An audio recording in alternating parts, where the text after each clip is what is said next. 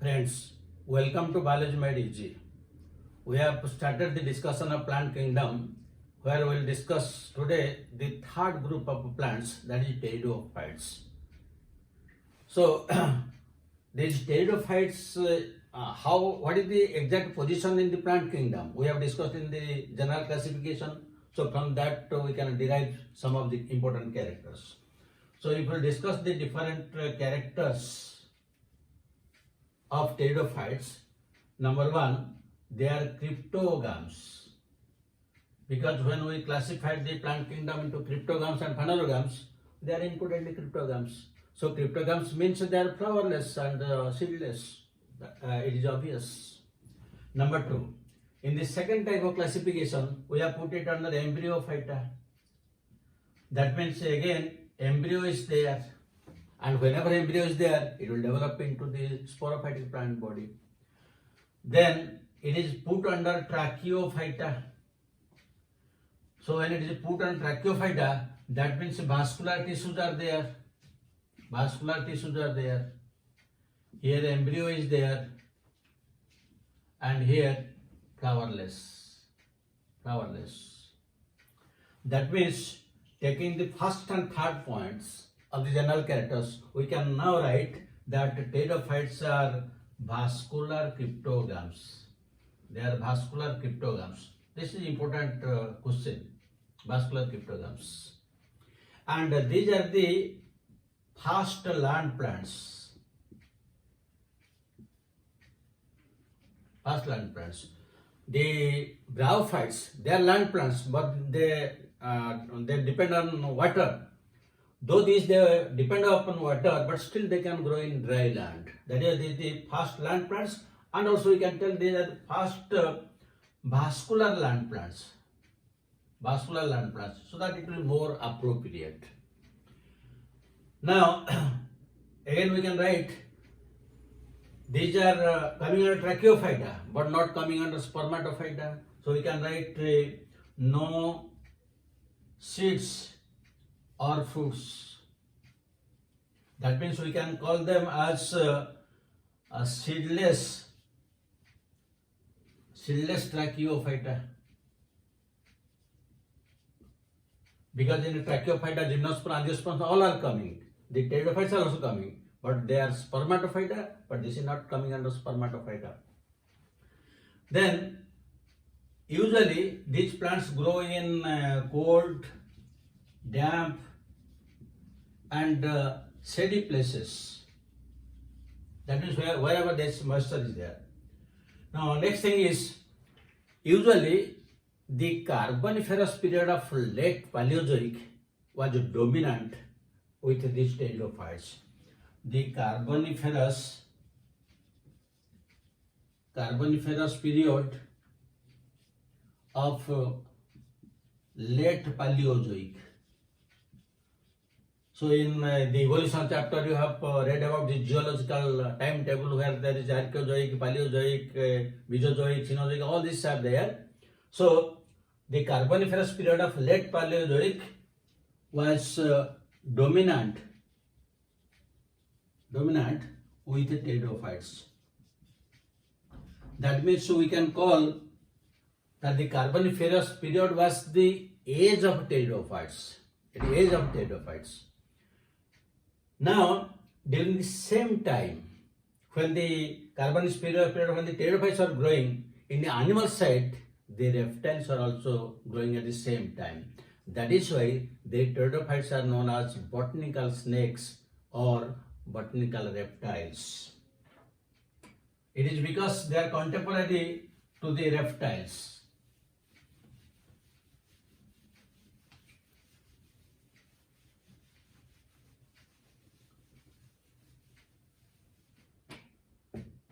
So these are known as botanical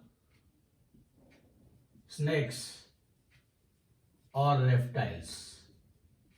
And the reason is they are contemporary to the development of reptiles in the animal, in the development of animal kingdom. Now, the next important point is, in pteridophytes, both sporophyte and gametophyte are present. But this sporophyte is the dominant phase. So that point we have to write both sporophyte and gametophytes are present. Main plant body is sporophyte, because in case of pteridophyte the main plant body was in case of rhaophyte the main plant body was gametophyte, and here the main plant body is sporophyte. So since it is coming under sporophyte, that means it has a distinct stem, root and leaves. There in bryophytes we are discussing the stem like, root like, leaf like, but here direct stem, root, leaf, because this is sporophytic plant body. That means the plant body has stem, root and leaves. They are present, and when the stem, root, leaves are present and their vascular bundles are present, so in vascular bundles we will get xylem and phloem. So xylem has no vessels, and phloem has no companion cells and sieve tubes. Only sieve cells are present. Then next, the stem, root, leaves are present. Usually the stem is a rhizome, because the stem is always underground. In case of the pteridophytes, so it is known as a rhizome. You know, rhizome, bulb, corm, all those things. So it is a rhizome. And the leaves are pinnately compound. They are pinnately compound with a succinate vernation. Now what is the meaning of this succinate vernation? We will discuss. So all of you have seen the pteridophyte plant bodies, because they are grown in pots, because they are the ornamental plants. So suppose this is one underground stem that is known as the rhizome. These are the different types of adventitial roots, and the young leaf is coiled like this. This is known as succinate vernation.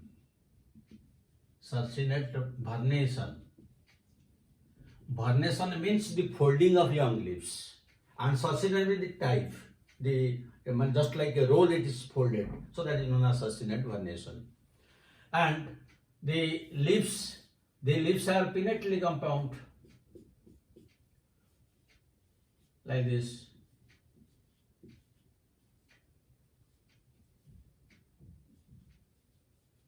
Likewise, they are pinnately compound. Then next, the leaves are of two types.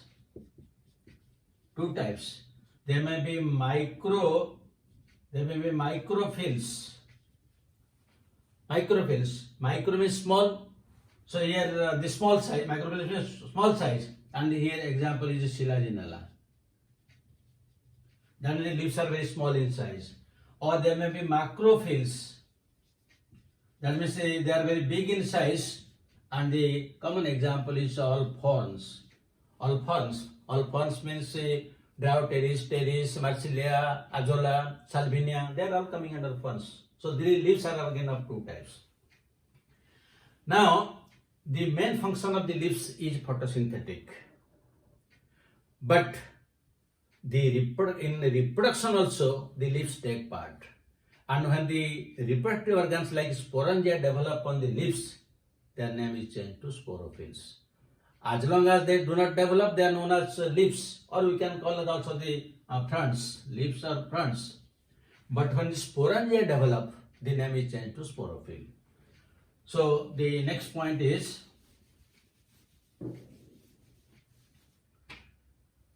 the leaves behave as sporophylls. That means sporo means sporangia, and this phylum means or phyla means leaves. That means the sporangia containing leaves are known as sporophylls. They take part in reproduction, and that means these leaves are known as sporophylls.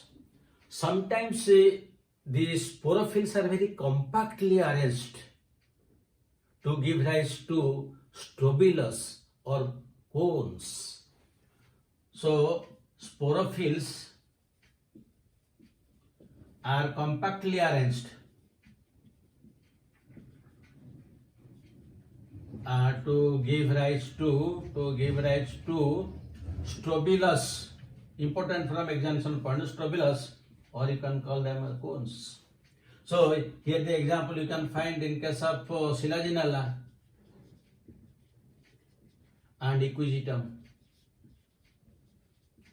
In equigetum you will find the nodes and internodes like structure, and at the top structure is present like this, and here you will get the leaves. So this is cone or strobilus in case of equigetum. And still there are some more complicated cases. That is known as sporocarp. The sporocarp is more complicated structure than that of the sporophylls and the strobilus. And sporocarps are usually found in case of Marsilia and Ophioglossum. So these are the different types of the reproductive organs. May be sporangia, or may be strobilus or cone, or it may be sporocarp, and I have given you different examples.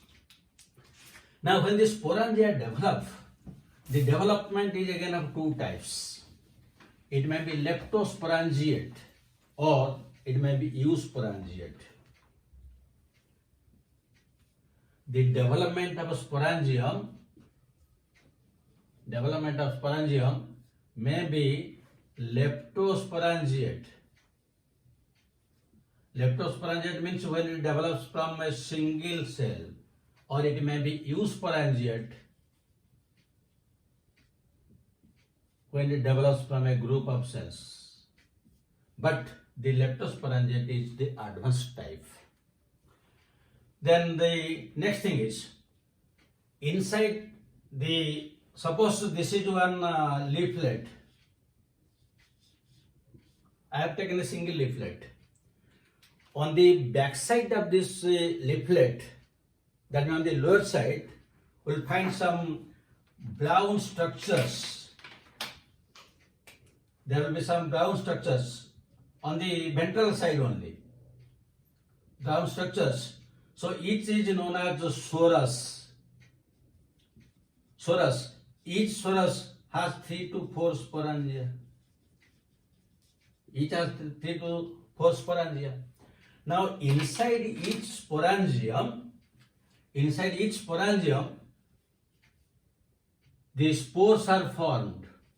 Inside each sporangium, the spores are produced as a result of meiosis. But here one of the very important thing. The spores are of two types in case of pteridophytes. They may be homosporous or they may be heterosporous. This is very, very important. Homosporous or heterosporous. Homosporous means all the spores that will be produced are similar in size and structure. And in case of bryophytes, all are homosporous. But in case of pteridophytes, some are homosporous while some are heterosporous. So homosporous, the example you can take the Lycopodium, Pteris, Dryoteris, Equigetum. These are the examples of the homosporous. While heterosporous means the spores are of two types. There may be microspores or megaspores. The spores may be heterospores, they may be microspores or they may be megaspores. That means the spores are of two sizes. And the microspores are produced within the microsporangium, while the megaspores are produced within megasporangium. That means sporangia also may be two types.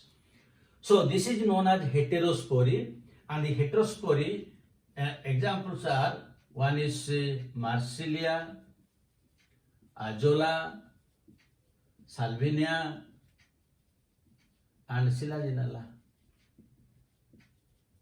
In all these cases, the heterospory condition is found. What is the importance of this homospory and heterospory? Usually, if the homospores, when the homospores will germinate, that will give rise to homothalic or monoecious plant body. Homothalic or monoecious plant body. That monoecious plant body means the same plant body will have both antheridia and arcuina, both the sex organs will be there.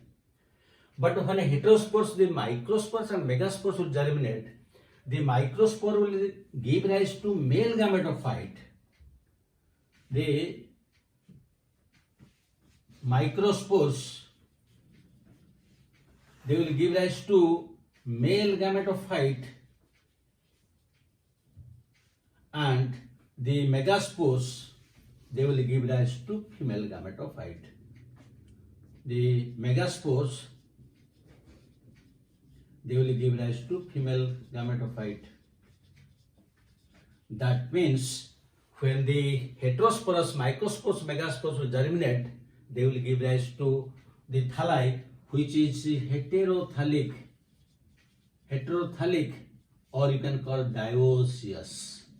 That means when the homospores germinate, gave rise to monoecious thalli, while the microspores and megaspores germinate to give rise to dioecious thalli.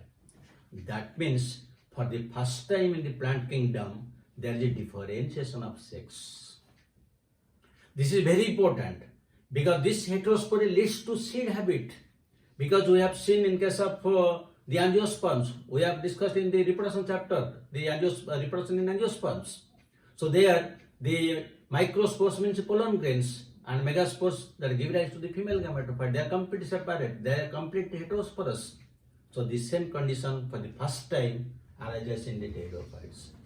That means heterospory leads to seed habit.